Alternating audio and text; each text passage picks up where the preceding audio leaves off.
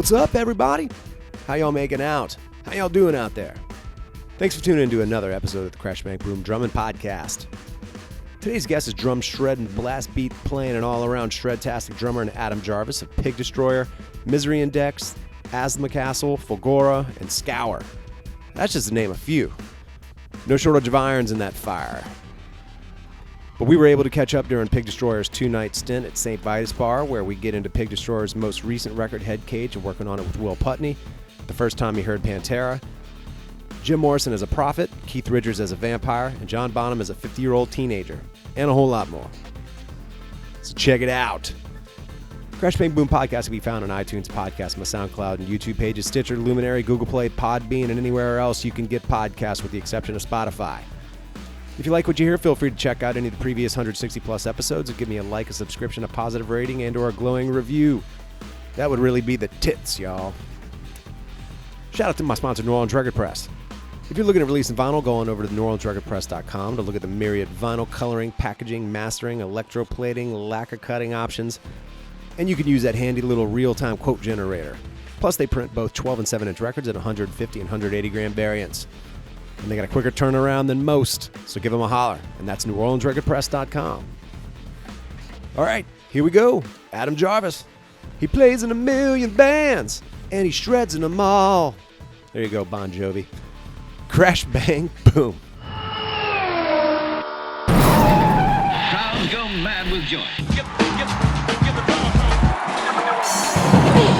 All right, Adam Jarvis of Pig Destroyer, Scour, Misery Index, Asthma Castle.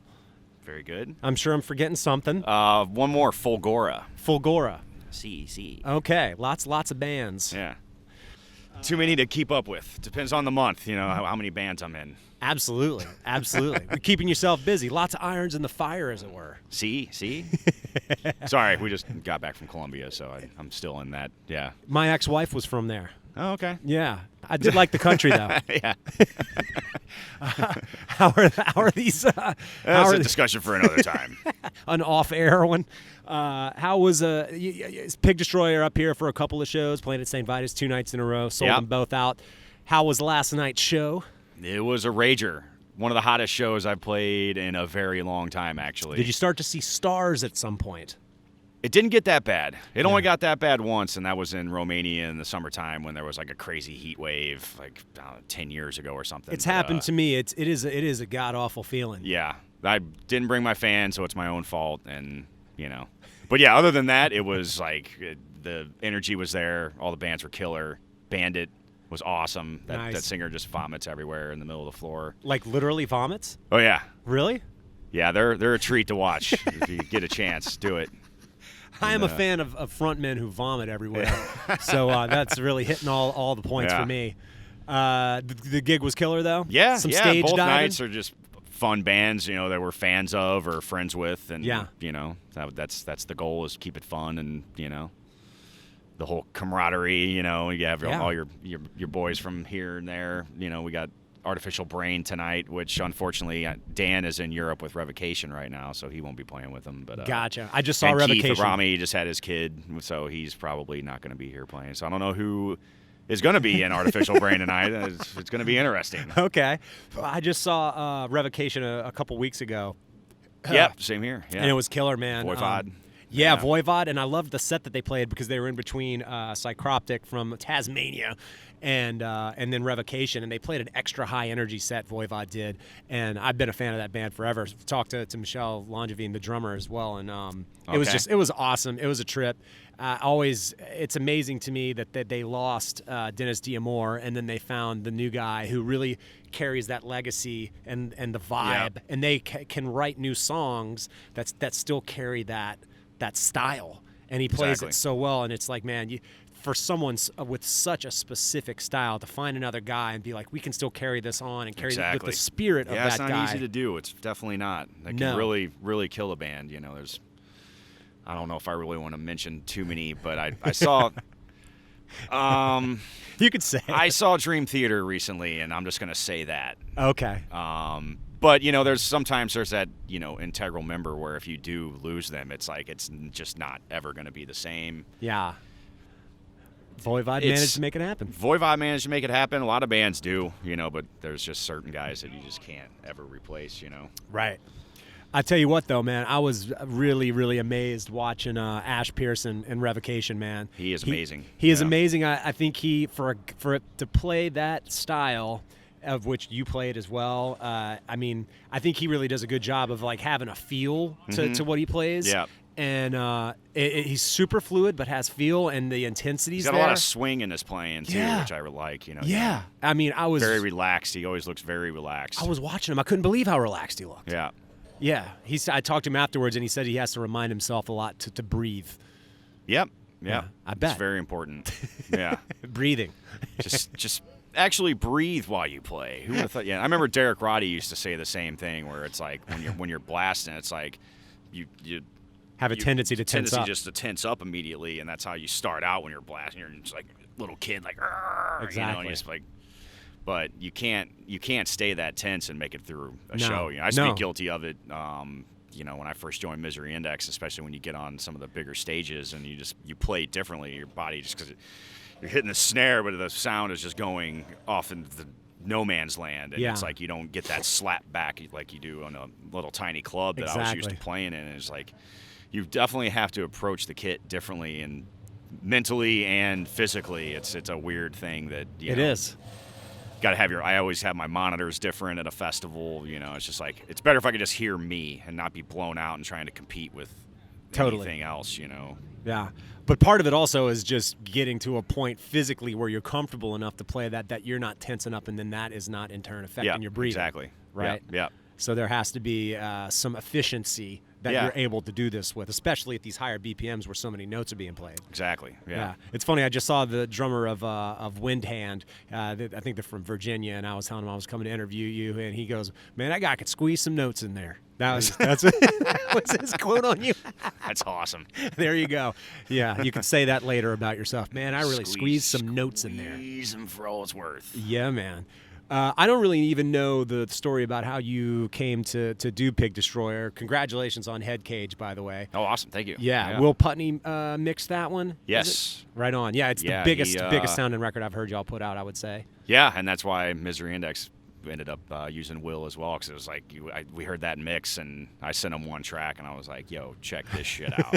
And yeah, he's amazing. He actually recorded Fulgora and did a thing for Fulgora. Oh, cool. When we first started out, it was the Metal Sucks Converse Rubber Tracks series things that they did for like a unsigned band. So we came up here actually and recorded with Will, and that's the first time I met him. And yeah, awesome dude, just amazing guy. Yeah, he works with so many bands. I know he did like Every Time I Die, the Low Teens record, and he's done all Body Count and Thy Art Is Murder. Right. Yeah, he's got his hand in a lot of pots, and he does.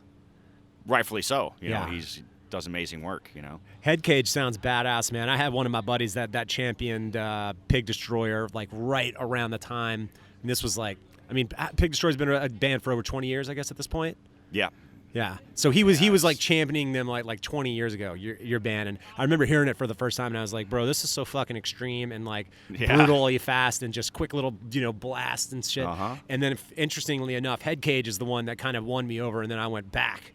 So interesting. Yeah. Okay. I started late and moved my way back. So more recently, obviously. Yeah, that's it. Everybody has their own opinion, of course, and it's like it's always interesting when you hear, there's certain people that will basically like, oh, Pig Destroyer, since they're not a 3-piece anymore, they suck, right. And like there's that guy, and there's oh, the original drummer, and you always have that guy. You got of course Brian was very integral part of the classic albums. We're getting ready to do Prowler in the Yard for the Decibel thing, and I got to learn all those songs now. Oh my God. It's only like 12 at this point, but it's quite a few, and there's a lot of tricky things on there. It's not like your typical, jamming back kind of, 2/4 beat, whatever. Right. It's very mathy and confusing as shit, and a lot of that is on Head Cage as well, though. So it's it just it's crazy to me how Scott can continue to because he basically writes everything. He's a drummer as well, so he'll send me songs that are like programmed, like here it is, and I'll listen to it and I'll change a few things here and there, but there's really not too much that I even have to change, and then I just have to learn it. And some of that shit, like I'll be texting like 3 hours in, and I'm like, damn it, like I bet. But I'm up for the challenge, and it's a different approach for me because with Misery Index, I write all the drums, and it's that's me, and that's how it's been basically since I joined Misery Index. But so yeah.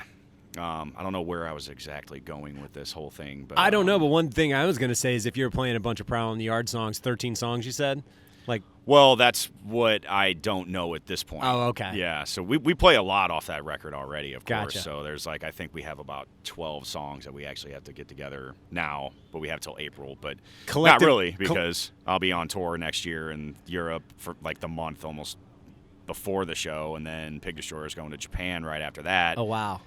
And then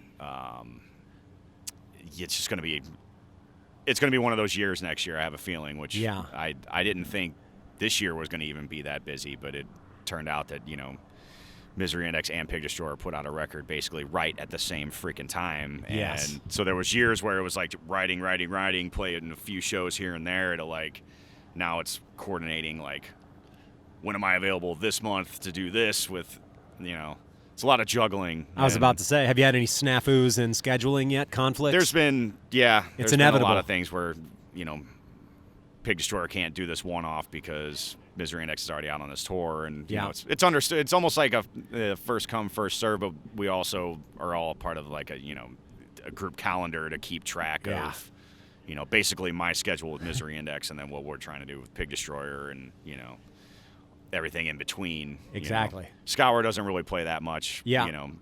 Scour, of course. Phil Anselmo. Yep. Exactly. That's like so he's the whole Pantera set thing is like taken off, and they're booking festivals in the next year, over in Europe. And he's doing that with having a blast with that, paying tribute to the Abbott brothers, and absolutely.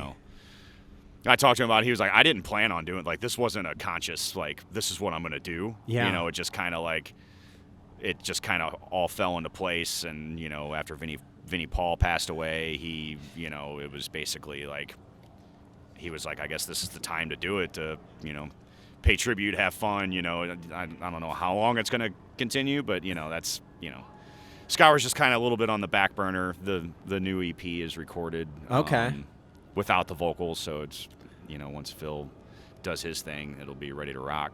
Do you remember the first time you heard Pantera? Absolutely. So do I.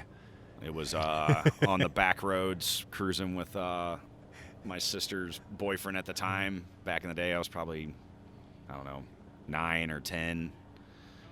And we were listening to Cowboys from Hell. And I remember the song, I think of it every time, The Sleep. Uh-huh. I used to love the shit out of that song. I still do. Yeah. It's such a different song for that album, and just my jam is Medicine Man. Medicine Man, of course. Yeah, that's a bad motherfucker. Yeah. And the Art of Shredding, the last track. Oh, there's so many. They were really a unique thing, and being from Louisiana myself, I think at first it seemed like it was kind of a regional thing. Like we knew about what Pantera was doing and this and that and the other, and then I think once Vulgar Display of Power came out, when I heard that, I was just like, this band is on, as the song said, a new level. They were to me when that came out. It was like, this is a new level. Yeah, this is like the heavy grooviness. It was an absolute shit. Vulgar display of power. Completely. Yeah. Yeah. What an aptly named. There wasn't record. anything that was that heavy sounding, and just it was polished but nasty at the same time somehow. Totally. That Terry Date production, and it's almost like the same. Like the first time I heard Chaos AD. Yeah. It like literally just blew my mind. It just. I felt that way when I heard Arise, because I saw the video for Dead Embryonic Cells on MTV, and that once again I was like, this is way beyond. This is heavier than anything I've ever even thought of. Like I can't imagine how heavy this is. Yeah, exactly. That band was so badass, man. Yeah. There's great footage of them, like on the album prior, Beneath the Remains, I guess. Like that era. Well, the Under Siege live in Barcelona is the ultimate show. That was on the Arise tour, because they opened up with the intro, and that show I mean, that was one of those, like, I watched that nonstop, but I watched Metallica live shit, Bench and Purge live in Seattle, like, every day of my life. Oh, what year is that? What year? Do you know what year it is? That was in '89, I think. Okay. Was they put out that box set with the three VHS and gotcha live disc or whatever. So that's I know we're Injustice. bouncing around here, but yeah. No, but I guess that's Injustice for All era then, right? That was on the Justice 91 album, yeah. was Black. It was the Justice Black tour. one. Yeah. Okay. Yeah. Sick. I saw them on the Black album tour. The only time that I've ever seen Metallica was on that tour that one time. Yeah, that was my first concert. Was Metallica, Danzig, and Suicidal Tendencies. No way. Yeah. Really? 1994. Wow. Yeah, I was 11. Oh no, I was still 10 at the time. Okay, I'm older than you then. Yeah. 83. You were born 83? Yeah. What's your birthday?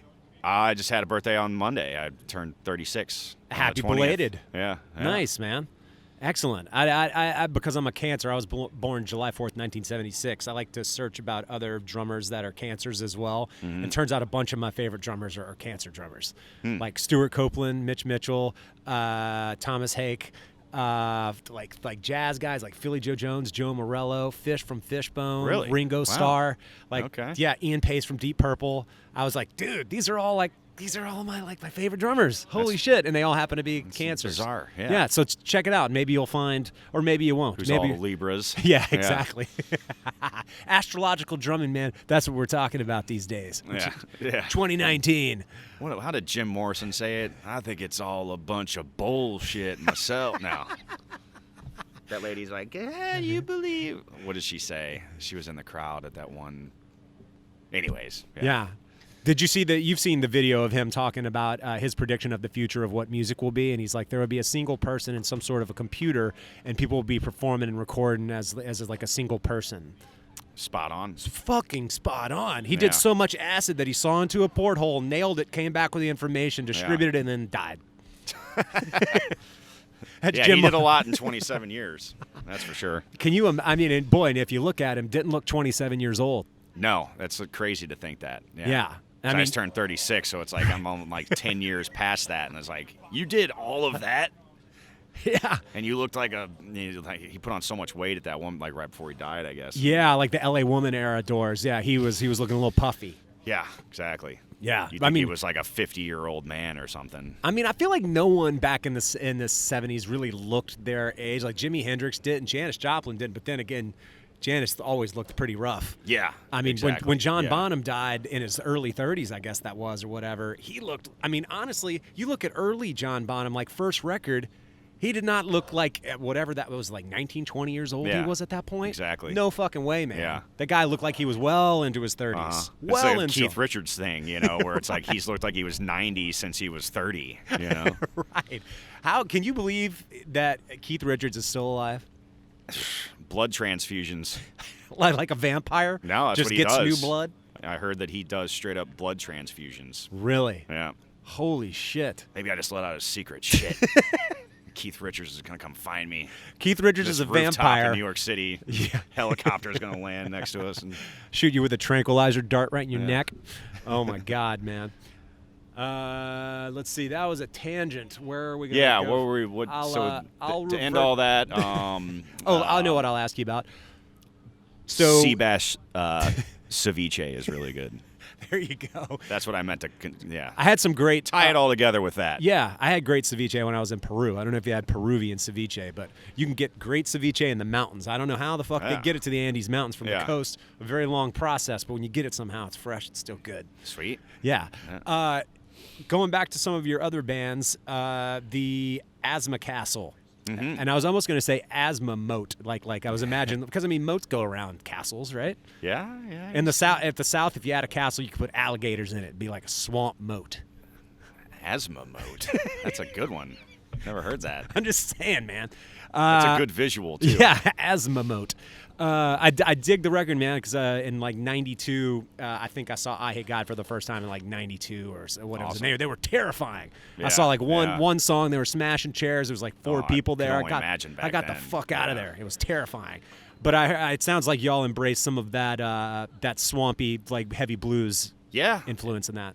Yeah, it's a totally different group of dudes, and I've been friends with most of them for years. Actually lived with Justin. That's how basically came about me joining the band, because we had a late night jam sesh, like showing each other just our different bands that we, shit that's never been released, or just like, oh, check this weird ass recording out, this of course, whatever. And he played me Asthma Castle, and I was just like,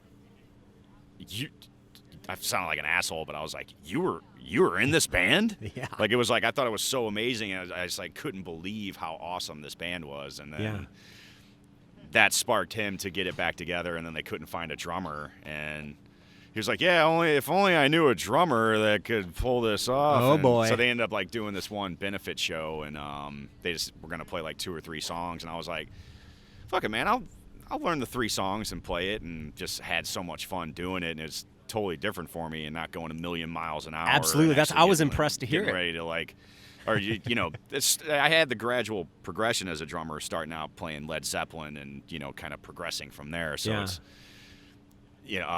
it's fun to actually just go back and just gonna beat the shit out of these drums and just make it tasty and fun, and you don't have to worry about flying double bass and 280 beat per minute kind of thing. Yeah. So it just makes it a lot more interesting, and the writing process and everything is so much fun and just relaxed, and that's basically what that band is for. Everybody, we can't really tour. We just get together, write fun music, and just have a good time when we play live, and got a new vocalist, and it was just everything fell into place how I was supposed to with that record, and hopefully we'll start writing some more stuff soon and get some other jams out. I don't know where I was going with that either. Yeah. The history of Asthma Castle, page 573. Exactly. So here we are. We're talking about drums and ceviche and Keith Richards being a vampire. But out of curiosity, at what age did you start playing drums? And you come from a musical family. Your dad was a drummer? Yeah. My father, he still plays music almost more than I do. He plays out maybe 5 nights a week. Are you serious? Sometimes he'll play 2 shows a day. What? Yeah. He's hustling. He's one of those guys that can play literally 20-plus instruments. Oh, wow. But back then, when I was growing up, he's a taxidermist as well. So there was a drum set in his taxidermy display room. Really? So y'all grew up with lots of taxidermy on the walls? My mom kept it out in just keep that out there, but there was, of course, like a deer head or something. Gotta have a deer head. Did you have a deer ass? A deer ass as well. There was. I did. He still has it. He still has it to this day. Gotta have a deer ass. So for those of you listening to this that might not have grown up in the South, the joke there is that most hunters, that's all they see is the deer's ass. So you get a deer's ass mounted on the wall. I too grew up with a deer ass on the wall. Oh, that's sick. Props, bro. But yeah, so basically that drum kit was always there, and there's pictures of me even when I'm like maybe 3 with drumsticks in my hands. Really? Yeah. My son's a year and a half, and he's picking them up and playing. Yeah. So when you're around it, you're either going to absorb it or just run away from it. I don't know. And I just was a sponge for everything music, and I just remember sitting around just jamming records like on a record player that was like. What were some of the records you were listening to that were blowing your mind? Tell you what, Gumma from Pink Floyd still to this day is a terrifying album. And really? I used to listen to that as a kid and scare the shit out of myself. I bet. Yeah. And that and Black Sabbath Paranoid was another one I always jammed. Awesome. So your dad had that in the record collection? Oh, yeah. Sweet. Yes. Awesome. Which record? Fragile? Fragile, and the one with the owner of a lonely heart. Oh, whatever, okay, the later one. Yeah, I forget the name. Relayer. I think that's on Relayer, maybe. I don't know. One of those. But, it's one of the later ones. Yeah. 80s. Aerosmith was another band that I really loved. Yeah. Def Leppard. I tell you what, dude, the first, like, the second one, what is it, High and Dry, I think is the second one. Yeah. In particular, and then I guess what, Pyromania was the third one. Yeah. Those two records Hysteria, I love. I even like Hysteria. A lot of people rip that one apart. But I mean, that's the one where they had, like, 12 hits on it, right? Yeah. Yeah, all got a little more commercial on that one, but I still. Well, the drummer lost an arm. It changed up the style a little bit. Yeah, which that is awesome that they waited for him to totally relearn how to play drums with one arm and didn't get a different drummer. That is a commitment. So yeah, basically that was the foundation, and then my older sister Amanda, her boyfriend at the time, and like his friends just started like, hey man, like, you ever heard Dream Theater, or you ever heard Queensryche? You ever heard, Metallica, Slayer? And then it went from like Slayer. That's where it was on. Like when you hear Slayer, and that's when you're like, holy shit, dude! Like, this is some next level shit. Yeah. And then after that, it was Morbid Angel. Oh, and wow! Then, is that Pete Sandoval? Yeah. Oh yeah. So I remember being like maybe 10 years old and bought a Green Day, Dookie, and Morbid Angel Covenant cassettes at the same time. Whoa. And this guy just like looked at me and he's like, wow, you're going balls deep in interesting mix there, kid. I'm like, thanks, man. Yeah. Go home and put on Covenant, and it was like, all right, this is what I want to do. And really? Yeah. So that was monumental. It's like a yeah, monumental experience. this whole time I was, of course, playing drums and like trying to understand, the more extreme stuff. And like I used to put 2 single bass drum pedals together on one kick drum because I didn't have a double pedal. That's hilarious. And I put the snare off to the side just to try and play double bass because I was like, how the hell are they doing that? Wow. It's a lot of self-taught. My father showed me a few tricks here and there. Did he study with anybody, or was he pretty much self-taught too? Pretty much self-taught as well. He's self-taught everything that he plays. He's taught himself how to do. It's a bizarre savant. Yeah, he's one of those, like, he's straight up like Rambo, dude. Like, he'll build a bow, build a bowstring, flint knap the stone point. I'm being serious. Like, I'm dead serious right now. Yeah, he's actually, he killed a deer with everything that he made himself. See, that's some hardcore shit. And even used like sinew from the deer that he killed, turkey feathers from a turkey that he killed. Whoa. Flint knapped the stone point and gutted it with a stone knife that he made. God damn, dude. Like next level. So when he takes something, he goes for it. If you're gonna go off the grid, that's the guy you want to go off the grid with. Exactly. Yeah. So. Holy shit. Yeah, having that as a gateway, I guess, because a lot of parents won't put up with their kid playing drums. They'll be like, "Shut! What are you?" I still can't believe my parents did because they didn't play. Well, that's why they did, because and I'm grateful for that, to be able to absorb that stuff at such a young age, and have the strive to want to do it, and got the opportunity when I was 20 to join Misery Index, and then it was, I decided to do it and went for it, and here it is 15, 16 years later. Now, I didn't even ask you, where did you even grow up? Illinois, outside of St. Louis. No shit. Yeah. Okay. Yeah. Gotcha. Right on the Mississippi. Right on the Mississippi. Basically, I mean, I was like 20 minutes from St. Louis. Right. So. Yeah, I'm Louisiana, so once again, the Mississippi River as well. There you go. At the absolute, pretty much the base of it, the end of it. Exactly. The end of the line. Yep. Damn, dude. That is interesting. So I guess once you start playing in Misery Index, so you've been in that band for how long then? It's going on 16 years. Wow. Yeah. And are those guys that like you grew up with, or no? They're from Maryland. I just okay. That's the Maryland connection. Yeah, it was the whole split off from Dying Fetus, Jason and Sparky and Kevin. Well, Jason basically wanted to start a project with his buddy Mike Harrison, and then they got Tally to play drums on it, and it was just supposed to be for fun. Yeah. And they recorded it, and that was the Overthrow EP, and it was sick as fuck. And right.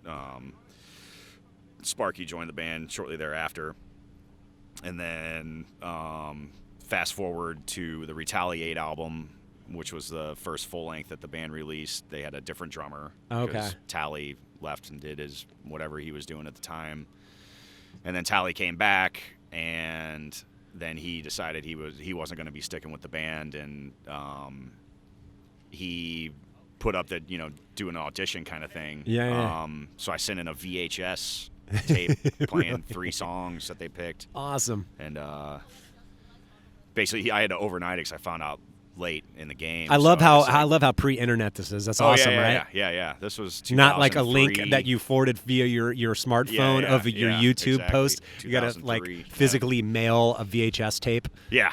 Amazing. Which is insane. Which I got back, actually. And do you still have it to this day? Yeah, and it was recorded in the taxidermy room. So is the deer ass, or is there... The deer ass was not there, but there was a giant ram, life-size ram. Dude, you gotta convert that and post it on YouTube. It's hilarious. I should. You got to. Yeah. You got really to. I can convert it for you. I work in television. Okay. But you'll have to ship it to me, and then I'll have to convert it and ship it back to you. Yeah. So it'll be the second time you sent the motherfucker in the mail, yeah. and then still got it back.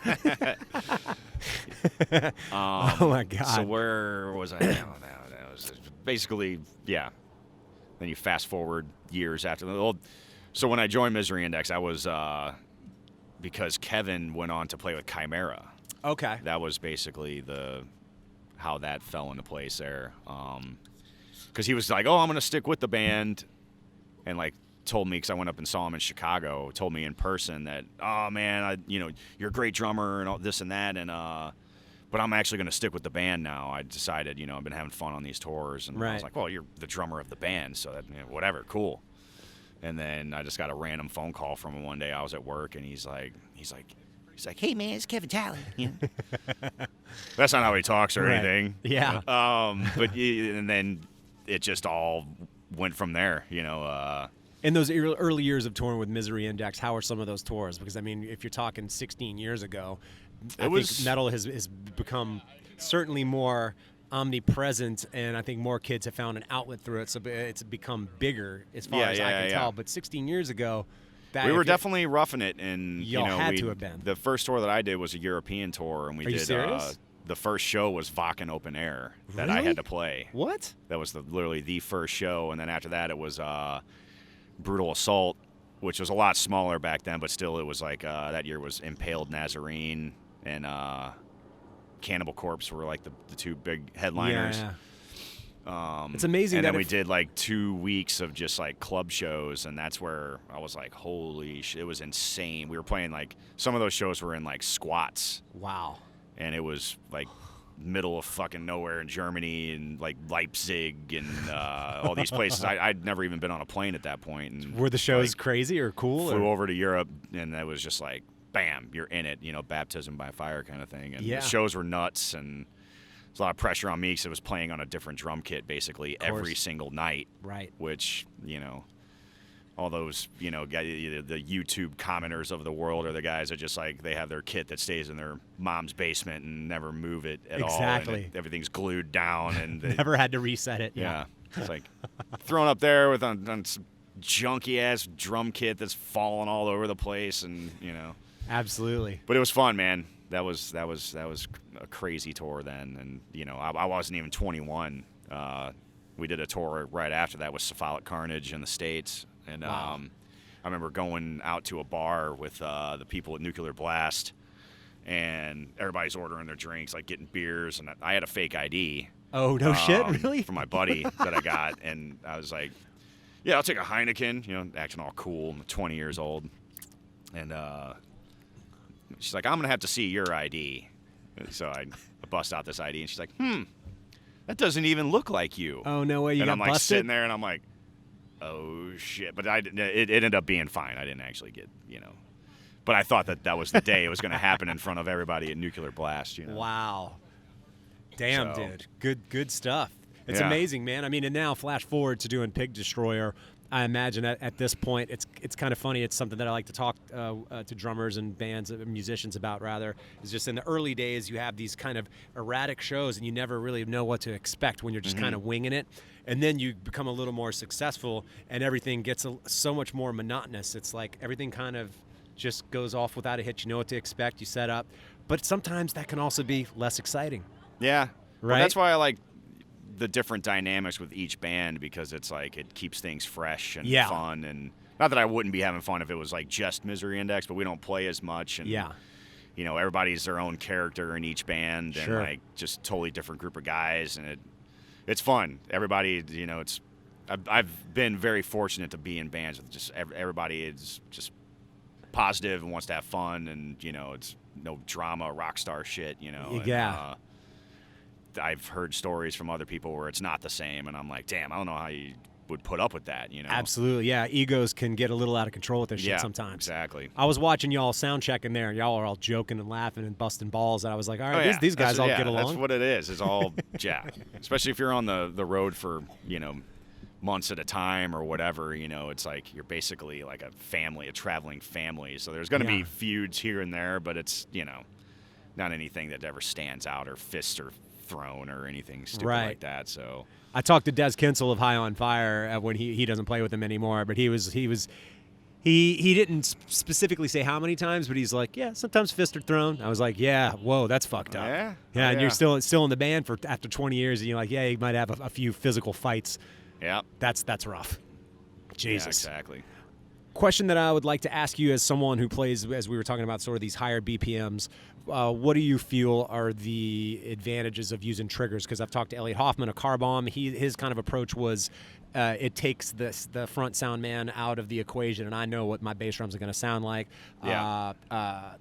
Dave Haley of Psychroptic was saying, like, sometimes because if you have two bass drums, they're not going to tune the same, so at least it's consistent there between the two. Yep, and at the higher BPMs, it kind of helps to cut through, depending on where the tuning is of the band, et cetera. Mm-hmm. So what is your sort of thoughts behind using them? I mean, that's what Dave said. Yeah, that definitely resonates. But also, it's just the overall consistency of like you said, once you get into the higher tempos, it's basically there's no room to hide once you start using triggers either, which a lot of people think of that, whatever they see. Think That's like interesting. If it's cheating and this and that, and, right.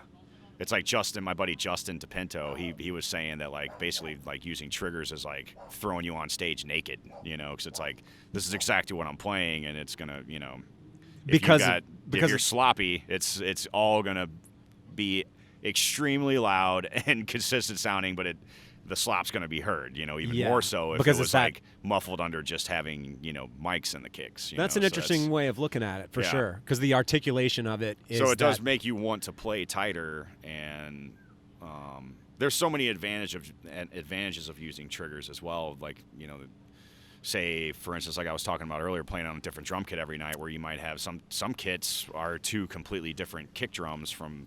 Right. Not even the same manufacturer. Just you get this backline thrown at you in the middle of nowhere somewhere, and you just got to adapt, and there's triggers has saved the day so many times with that, because you'll hit the kick drums and it'll be like bing bong, bing bong. Totally different. It'd be a nightmare if you didn't have triggers in that kind of I hear situation. You.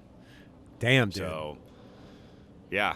I mean, I'm using the Foot Blaster triggers now, which mount on the bottom of the pedal, which is interesting. A different feel, and like took a little bit to get used to, but the concept totally makes sense and is genius. I'm loving every minute of it now. Loving every minute of it. Yeah, they're you don't have to worry about vibrations from the stage setting off your trigger, you know, and it's a lifesaver. Yeah. it really is. So right on. Well, one last question, man, just about in playing some of these higher BPMs and the physicality of what you play, the speed, getting around the kit and everything else.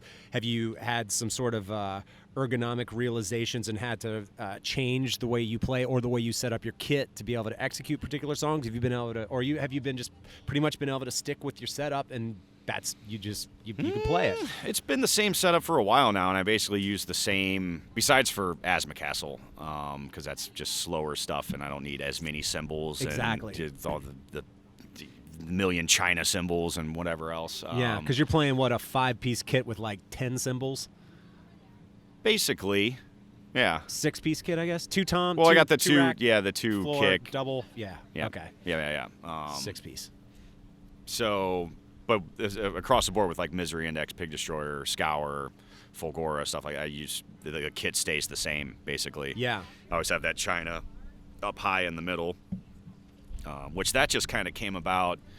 Honestly, because I wanted to play an easier way to execute playing Territory by Sepultura. Oh, Maybe interesting. put a China there one day, and I was like, you know what? That's actually really awesome having a China right there. Cool. Because I keep that one up high, like it's for more like the choppy accent kind of thing, and then I have the one above my ride to like blast on. Yeah. You know. Yeah. So Sick. A lot of sick playing, man. You can jam some notes in there, my man. Jam some notes in there, man. And them bass kickers, boy. And to clarify once again, John Jarvis, who has also played in Pig Destroyer and one of your other bands as well? Fulgora and Scour. And Scour. Three of your bands, not your brother, but a cousin. Yeah. And did you all grow up playing together?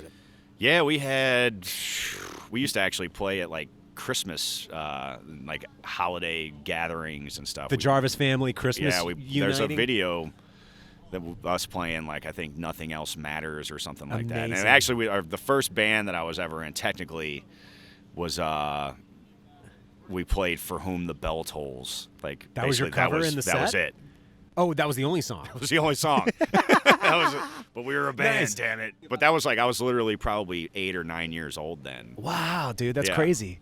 You know, my Metallica story all lines back to that, in that the first song that I ever heard from them, Ride the Lightning, he drops the needle on the record, For Whom the Bells Tolls, first Metallica song I ever heard. Really? Sold ever since. Yep. There It's you a go. Classic. Absolutely, It's man. a classic. Fuck yeah. Well, Adam, it's getting cold up here. Thanks for talking to me, man. Yeah, man. Go get some food. Don't eat too much and vomit while you're playing your kit. Yeah, that's it. Yeah.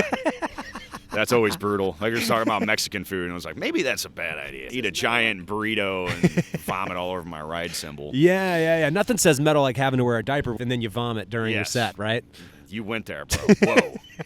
All right, buddy. Hopefully that doesn't happen. Yeah. Good talking to you, man. Yep. Cheers, man. All right, everybody, thanks for tuning in, and thanks to Adam for hanging. It was good to catch up with him and pick his brain about, one, all the bands he plays in and his ability to juggle them all and keep life happening. Definitely some pretty sick playing that dude's capable of. We'll catch you all on the next one. Tune in every Monday. Crash, bang, boom.